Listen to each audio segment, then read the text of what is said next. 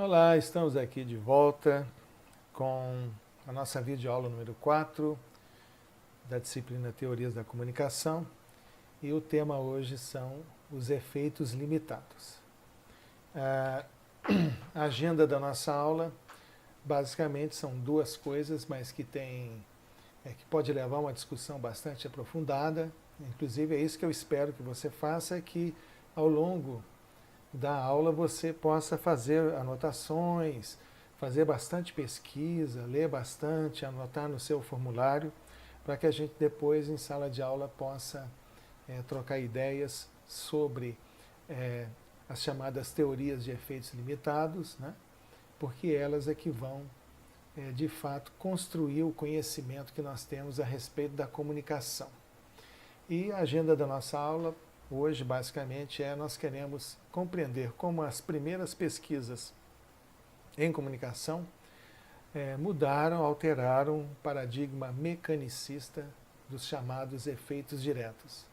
E também discutir, analisar quais foram as consequências, né, do ponto de vista teórico e prático, desses estudos sobre os efeitos limitados aplicados ao mundo da comunicação social. Bom, relembrando aqui, nós já discutimos isso várias vezes, né?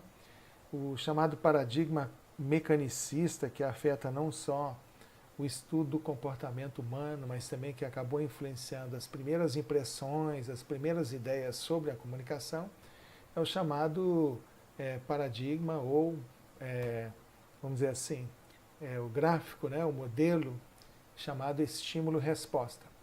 Nós já vimos isso em outra aula, que é justamente a aula que fala de efeitos diretos, que a lógica dos efeitos diretos em comunicação está baseada nesse princípio aqui, do estímulo-resposta. Ou seja, existia a crença de que para cada estímulo haveria uma resposta como consequência. Então não se pensava naquela época que um estímulo poderia nem ser percebido pela pessoa, ou que é pior, o estímulo de comunicação poderia ser emitido, por exemplo, num programa de rádio, e a audiência do rádio poderia ter desinteresse naquele assunto. Então, no início, nos anos 30, final dos anos 30 também, havia uma crença arraigada na sociedade e também entre os estudiosos da comunicação, o pessoal da universidade que se interessava por isso, de que o poder da mídia era, de fato, assim, muito grande, um poder extraordinário, né?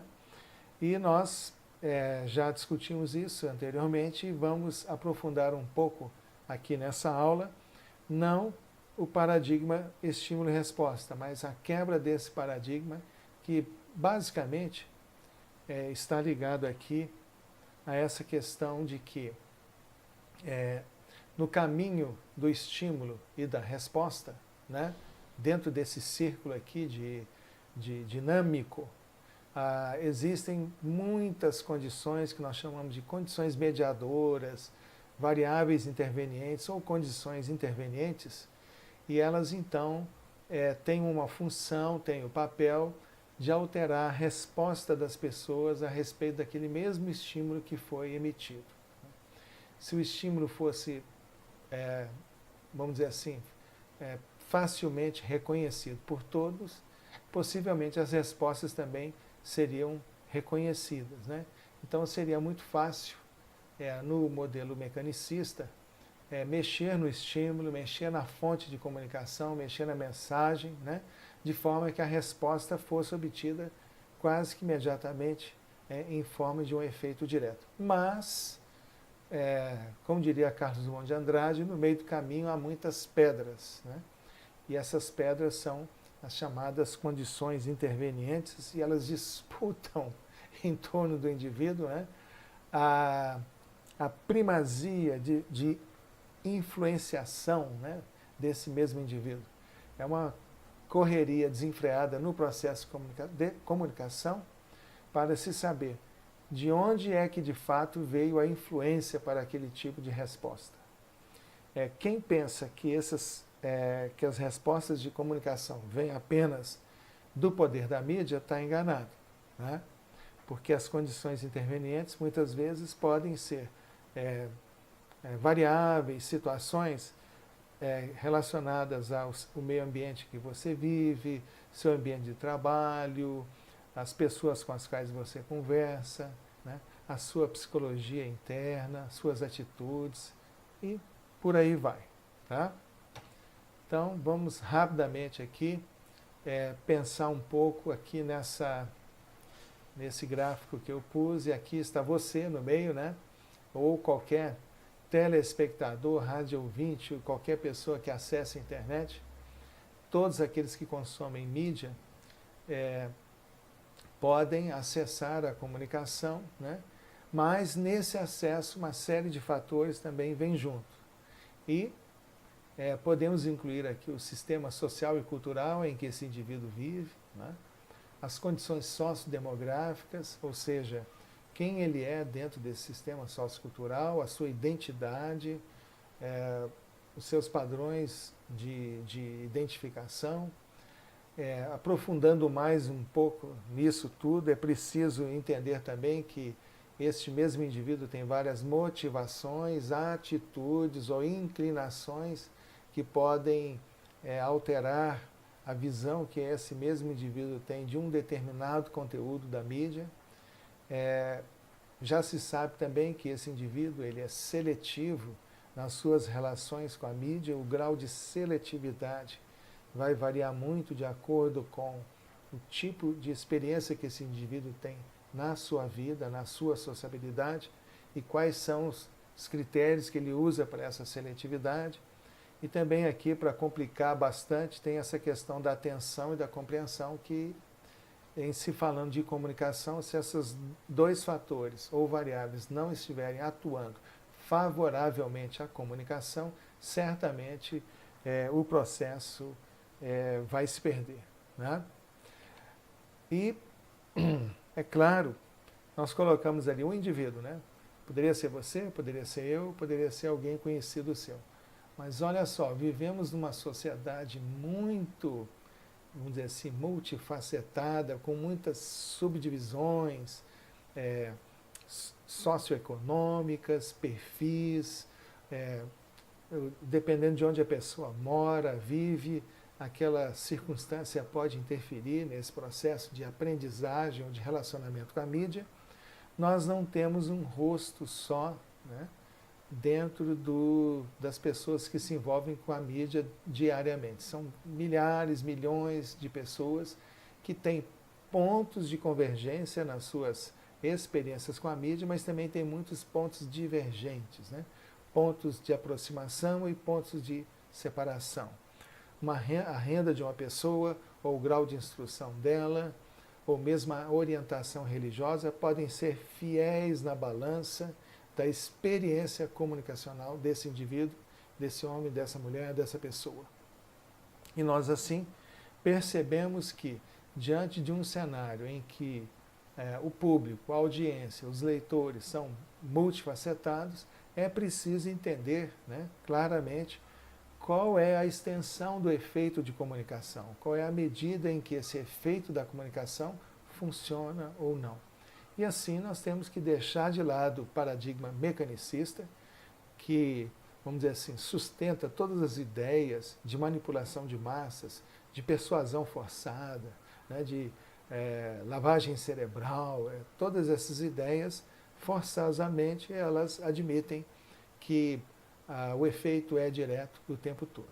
E como a nossa aula é sobre efeitos limitados, cabe aqui ressaltar o seguinte aspecto. Os estudos dos anos 40 e 50 auxiliaram muito nisso tudo, justamente porque, ao longo desses mesmos estudos, percebeu-se, concluiu-se, identificou-se que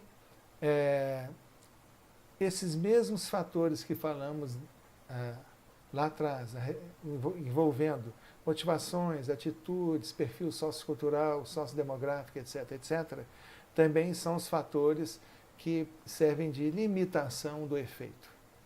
Então, como entender o papel da mídia na formação de opinião de um indivíduo? Vai depender de uma série de fatores que podem limitar esse efeito e condicioná-lo a uma determinada resposta, que pode ser coletiva e muitas vezes pode ser também individual. Mas vamos nos situar um pouco aqui nesse tipo de estudos que nós costumamos classificar de teorias ou estudos de efeitos limitados. Primeiro, entender que esses estudos não concluem que a mídia não tem poder nenhum, não é isso. Os estudos mostram, de modo bastante claro, né, que a mídia tem influência, sim, ela tem ascendência sobre a pessoa. Mas é preciso entender as condições em que essa mídia atua na vida da pessoa para entendermos também as limitações desses efeitos junto ao público, junto ao telespectador, junto ao leitor, junto a mim, junto a você. E, de forma assim mais pragmática, nos anos 40 e 50 é que houve um boom de estudos sobre comunicação. E esse boom de estudos de comunicação tem digamos assim, um ponto de referencial, que é a Segunda Grande Guerra Mundial. Iniciou-se em 1939 e foi até 1945. Mas nesse meio tempo, logo que principalmente os Estados Unidos foram atacados em Pearl Harbor, o governo americano desencadeou então uma série de projetos de estudos, primeiro para entender o soldado americano. Esse é um estudo já bastante conhecido, famoso, é o chamado estudos do American Soldier, né? E eles estudaram não só essas características sociais, culturais desses soldados, mas também financiaram vários estudos ligados à comunicação, principalmente a metodologias ou o processo da persuasão. Então, os anos 40 e 50 foram muito interessantes, né?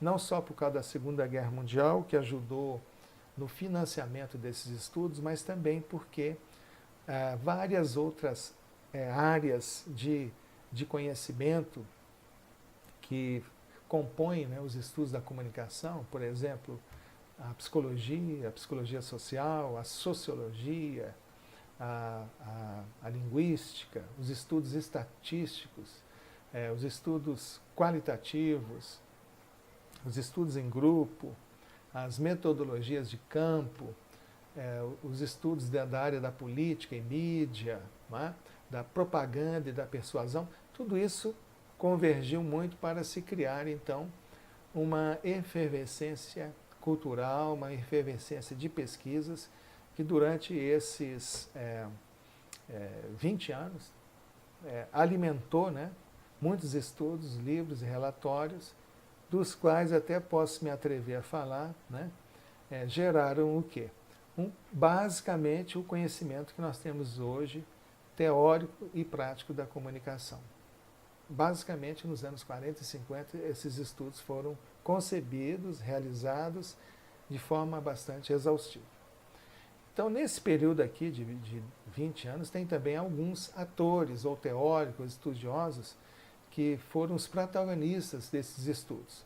Mas as áreas de foco são, por exemplo, o interesse em se obter informação, os processos de seleção, percepção seletiva, memória seletiva, né, audiência seletiva.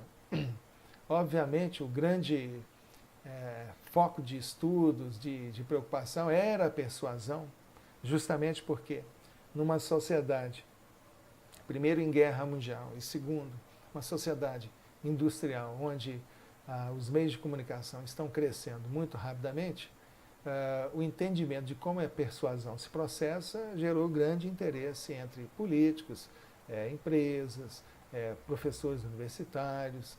A própria sociedade também queria ter respostas a respeito dessa força, né, da medida da força em que a persuasão, através dos meios de comunicação, poderia ser exercida.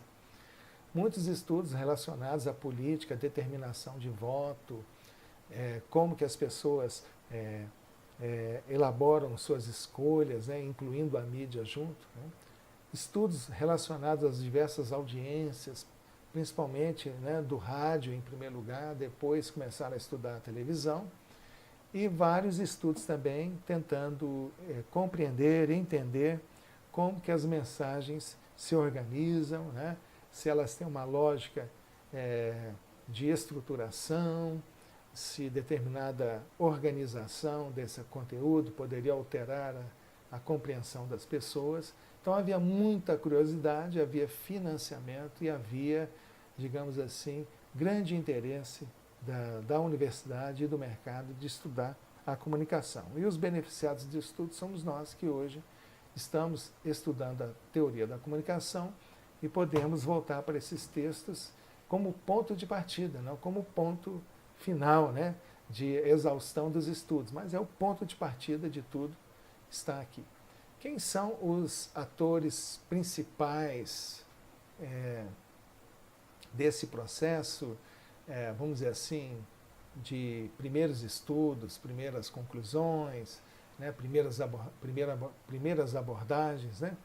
Vamos colocar aqui o Harold Lasswell, que desde a Primeira Guerra Mundial tinha interesse em estudar essa questão da propaganda, né? Estudar a influência da propaganda na vida das pessoas. Ele é responsável por um artigo, né, chamado Os Efeitos da Comunicação de Massas, onde ele lança as bases de se compreender como que o paradigma da comunicação é muito mais avançado do que se imaginava anteriormente. Aqui temos também Carl Hovland, que era um psicólogo social. Ele é um dos grandes responsáveis pelos estudos de persuasão. Vamos ver um pouquinho daqui à frente. Talvez aqui o grande mentor, Paul Lazarsfeld, que é um austríaco que sai da Europa no período da Segunda Guerra Mundial e se refugia nos Estados Unidos para poder continuar sua docência, suas pesquisas, e ele então logo se torna aí um protagonista, um pesquisador-chefe, né, de várias universidades, principalmente a Universidade de Colômbia, onde Paul Felix Lazarsfeld, e ele é um dos grandes responsáveis por esses estudos aí durante os anos 40, 50, que nos beneficiaram tanto, né? Nós temos aqui também o professor Robert Merton, que é esse aqui, que é um sociólogo famoso. Essa turma toda aqui já morreu, tá? Não tem ninguém vivo aqui, todo mundo já morreu, infelizmente. E o Robert Merton foi um dos maiores sociólogos, né, dos Estados Unidos, e fez muita parceria aqui com o Paul Lazarsfeld e também com Lasswell, para estudar não só a mídia, mas também os elementos estruturantes da sociologia, né, da sociologia de forma geral. E nós temos aqui Bernard Berelson, que é grande cooperador aqui do Paul Lazarsfeld, Charles White Mills, que provavelmente seja o maior sociólogo do século XX, né, pelo menos assim, da matriz norte-americana. Ele é responsável, por exemplo, por cunhar, né, aquele aforismo colarinho branco, né, crime de colarinho branco, que a gente chama hoje de crime de colarinho branco, ou entender a lógica social, a lógica sociológica do colarinho branco. E aqui a Hertha Herzog, que esteve durante algum tempo casada com Paul Lazarsfeld e que foi uma das primeiras a estudar os efeitos do rádio nas audiências. Inclusive, ela escreveu e estudou de modo que algumas teorias posteriores tiveram como base os estudos dela, principalmente a teoria de usos e gratificações, porque ela foi uma das primeiras a estudar também essa questão motivacional relacionada à mídia, principalmente o rádio. Então vamos tentar entender aqui um primeiro estudo realizado aqui nos anos 40, na chefia aqui de Paul Lazarsfeld, Bernard Berelson e Hazel Godet.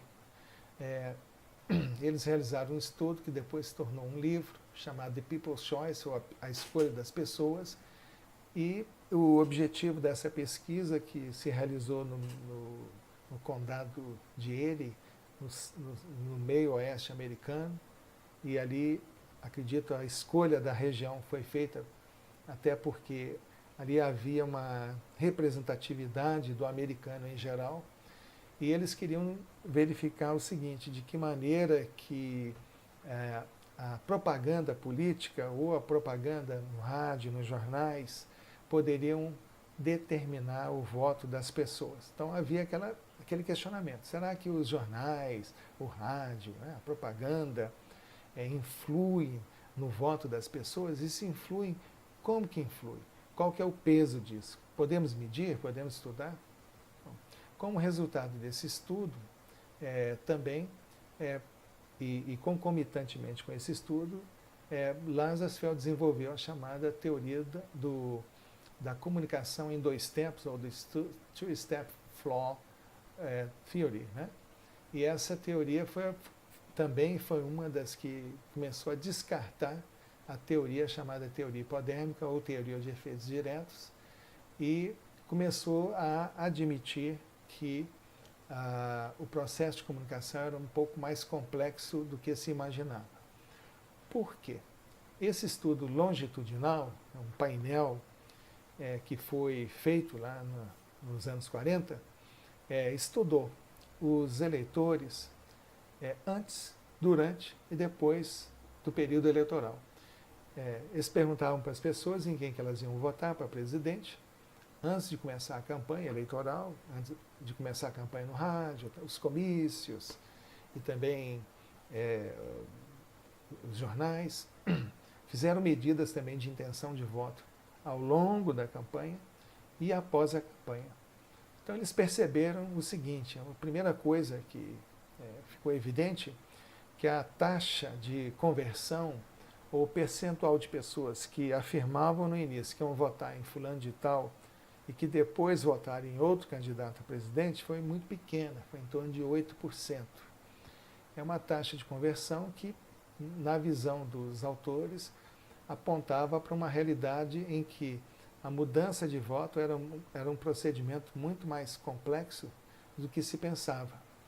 Então, as pessoas, normalmente, elas mantinham o voto, que foi o que aconteceu. E isso gerou uma série de outras ideias e teorias, principalmente essa aqui do fluxo de comunicação em dois tempos. Por quê? Lazarsfeld e seus colaboradores perceberam que a mídia não atingia diretamente o indivíduo, como se pensava aqui na teoria hipodérmica, né? Ou teoria dos efeitos diretos. Mas ela circulava dentro do grupo em que esse indivíduo fazia parte, e identificaram também, nesses mesmos grupos onde o indivíduo fazia parte, líderes de opinião, que era, na verdade, o pessoal que lia mais jornal, que ouvia mais o rádio, e isso gerava, então, discussões políticas, discussões a respeito do país, da realidade econômica, e é aqui dentro que essa, vamos dizer assim, essa fermentação política ocorre, né? Alguns estudos até mais recentes, feitos inclusive no Brasil, apontam, né, para essa realidade. Só temos uma pergunta, né, uma dúvida grande hoje, de que maneira a mídia, que agora ela é muito mais complexa do que era nos anos 40, né? Nós temos uma televisão mais presente na sociedade e também redes sociais, internet. Nós precisamos de novos estudos sobre determinação do voto, né? Para entender o papel dessas novas mídias e se esse processo aqui se repete ou não. O que tudo indica, não, né? O que tudo indica ficou mais complicado ainda do que aqui está.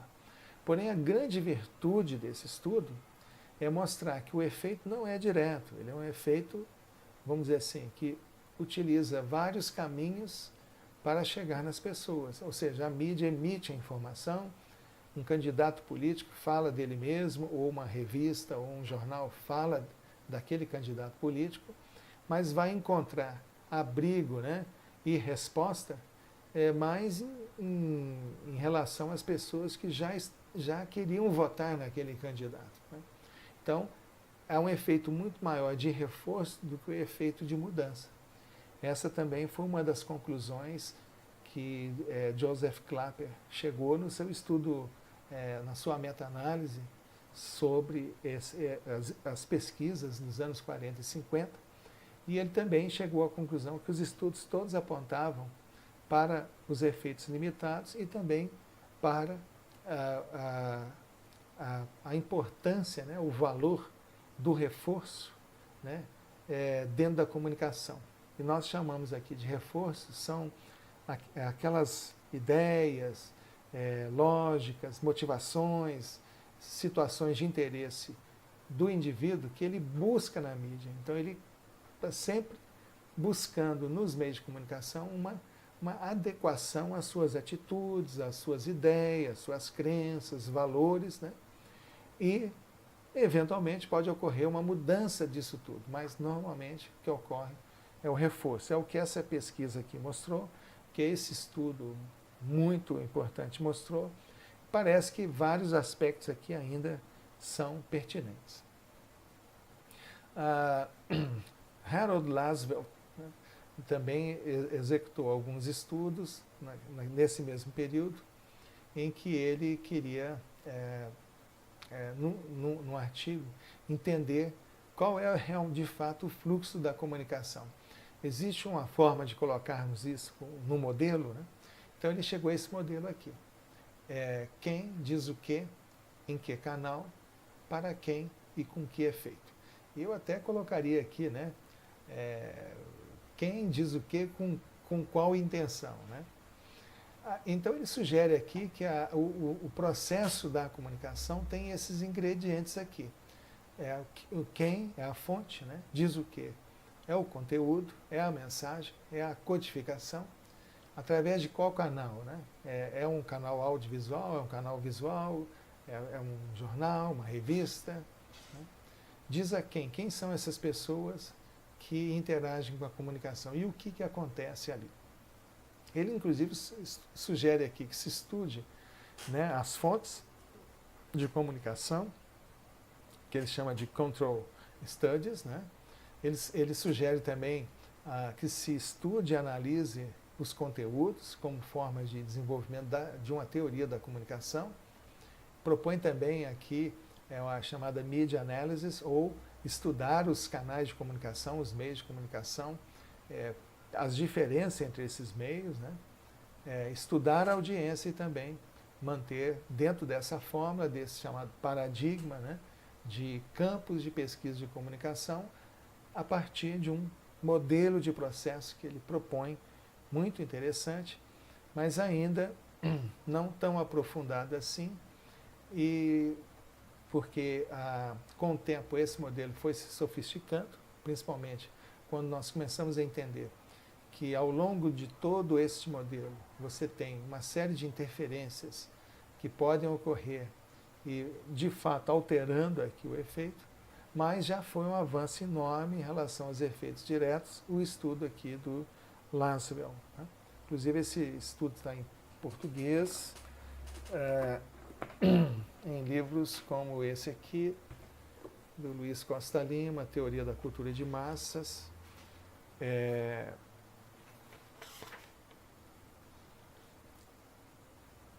Bom, aqui nós temos o texto do Paul Lazarsfeld e Robert Merton, que é Comunicação de Massa, Gosto Popular e Ação Social Organizada. O livro de Gabriel Kohn, a organização de Gabriel Kohn, que é Comunicação e Indústria Cultural, é que tem o texto aqui do Lasswell. Vocês podem conferir isso na biblioteca, que o livro está à disposição. Um outro trabalho feito aqui também nos anos 40 é o que resultou nesse livro aqui, que é Personal Influence, escrito por Elio Katz, que é um professor que até recentemente estava vivo, não tenho notícia dele, acho que ele voltou para Israel, Elio Katz, e evidentemente o Paul Lazarsfeld, que faleceu em 1976, e eles, os dois, junto com a equipe de pesquisa, fizeram um trabalho na região de Illinois com 800 mulheres e fizeram um estudo muito extenso a respeito de como que essas mulheres recebiam influência, né, de vários aspectos, inclusive a mídia. E uma das conclusões desse livro, que é bastante interessante, é que as tomadas de decisão dessas mulheres que foram estudadas se baseavam muito mais nos contatos interpessoais do que em influência da mídia, que também foi um estudo que acabou confirmando muito a teoria desenvolvida por Lazarsfeld e a sua equipe, de que, na verdade, a comunicação ela funciona na vida das pessoas num fluxo de dois tempos, que seria esse: a mídia passa no grupo e depois chega na pessoa, ou então de vários tempos, né, ou passos, mostrando que a comunicação é mais um dos componentes que exerce influência sobre as pessoas nas suas tomadas de decisões. Esse é um livro bastante consagrado, bastante importante desse período aí também. Uma outra personalidade que nós vamos destacar aqui são os estudos de Karl Hovland, que é um psicólogo social americano, salvo engano. Ele morreu em 1962, bastante novo, aos 42 anos de idade, e ele fez estudos assim muito profundos, primeiramente ali durante a Segunda Guerra Mundial, e depois ele continuou com seus estudos, e praticamente tudo que nós sabemos hoje do ponto de vista teórico, né, nós devemos ao Karl Hovland, que é um autor, assim, até pelo que eu tenho visto, né, nos congressos e nas conversas com outros professores, bastante desconhecido. E é meio incrível isso, né, porque se ele é o pai dos estudos da persuasão, e a persuasão é uma área da comunicação muito importante, então ele deveria ser lido com mais frequência e estudado com maior frequência também. Tanto é que eu não me recordo, todo o material que eu tenho dele está em inglês, eu não me lembro de nenhum texto dele em português, por incrível que pareça. E esse aqui é um dos livros mais importantes, se não for o mais, que é Comunicação e Persuasão, Estudos Psicológicos na Mudança de Opinião. E Karl Hovland também foi desenvolvendo nos seus estudos algumas etapas dentro do processo persuasivo, e também ficou muito claro nesses estudos muito sofisticados feitos pelo Karl Hovland, metodologicamente falando, que a persuasão não é um processo dado, evidente, fácil de ocorrer na vida das pessoas. Por mais que nós pensemos que nós vivemos num mundo onde a persuasão é um fator assim aparentemente visível, mas do ponto de vista assim de científico e teórico, o processo de persuasão, assim como ele deve ser entendido, que seria dentro das etapas, você tem um período ali que vai da aceitação e da lembrança até a prática, né, de um novo comportamento, de um novo tipo de pensamento. Esse processo também é muito mais complicado, complexo e pouco, né, evidente, ou que ocorre pouco, né, ocorre com menos frequência, e os estudos de Karl Hovland também mostraram isso. Ele criou a escola, né? William Maguire talvez seja um dos professores, estudiosos que foram alunos do Karl Hovland, mais conhecidos hoje aí no cenário da comunicação e também da psicologia. Então, se nós vamos estudar depois a Karl Hovland e também a teoria da persuasão, nós vamos ter aqui uma videoaula específica sobre isso. Então, eu não vou adiantar muito os estudos que Karl Hovland e outros autores fizeram, mas estou só aqui dando uma pincelada, né? Digamos assim. Como eu já mostrei aqui para vocês, o livro Teoria da Cultura de Massa, esse é um livro publicado em português, e também é um livro que foi editado aqui pela Paz e Terra, editora Paz e Terra, e organizado e editado pelo Luiz Costa Lima. E vocês podem encontrar nesse livro, quem tiver muito a fim de aprofundar mesmo os textos base, né, de teoria da comunicação, que há vários textos aqui relacionados a essa turma, né, essa equipe, principalmente Merton e Paul Lazarsfeld, que você pode ler depois, né. Um outro livro que eu gostaria de destacar, o meu aqui, que eu vou mostrar para você, está assim, destruído, né. Preciso dar uma nova encadernação para ele, mas é a Sociologia, Teoria e Estrutura, de Robert Merton. Esse é um livro muito importante dentro da sociologia, mas ele tem alguns capítulos que estudam um pouco da persuasão dentro ou da propaganda, vamos dizer assim, propaganda e persuasão. E também Merton publica vários estudos relacionados à propaganda, que acho que vale a pena conferir, né? E é um livro que a gente encontra na biblioteca. Já esse livro aqui, The Effects of Mass Communication, do Robert Clapper, né? Aqui. Joseph Clapper, melhor dizendo, desculpa. Joseph Clapper. Esse é um livro excepcional e Clapper, ele escreveu esse livro em 1960 e é fruto de um trabalho interessante que ele fez chamado meta-análise, em que ele pegou todas estas pesquisas dos anos 40 e 50 e estudou os resultados.